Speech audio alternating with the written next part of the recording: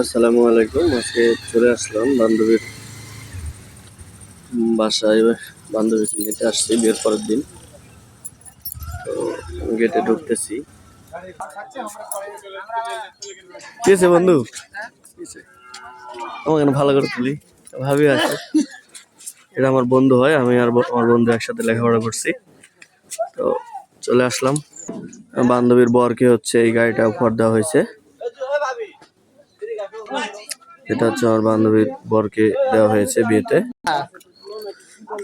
সামনে আমার বড় ভাই বাচ্চা নিয়ে দাঁড়িয়ে আছে। ভাই ভালো আছেন? আলহামদুলিল্লাহ। আমরা আস্তে আস্তে গেট দিয়ে ভিতরে প্রবেশ করব। তো দেখতেছি আমাদের আসার আগেই বরপক্ষের লোকজনকে খাবার দিয়ে দিয়েছে, এটা বোঝা যাচ্ছে।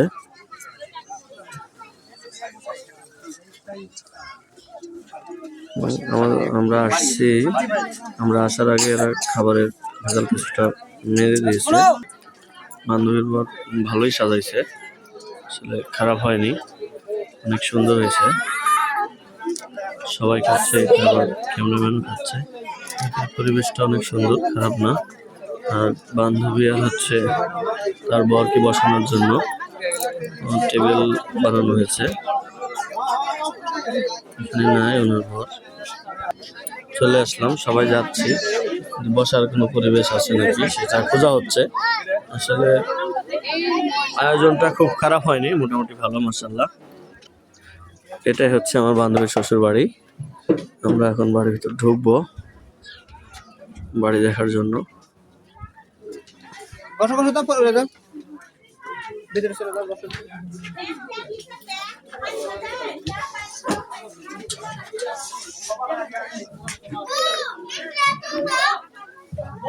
আমাদের আরো অনেক মেহমান আগে এসে বসে আছে।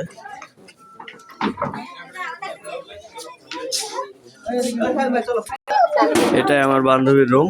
আমার বান্ধবীর বাসার ঘরটা সাজানো হয়েছে কেমন করে আপনাদের দেখাই। ওয়াও, মাশাআল্লাহ, অনেক সুন্দর হয়েছে। কই রে আমার বান্ধবী?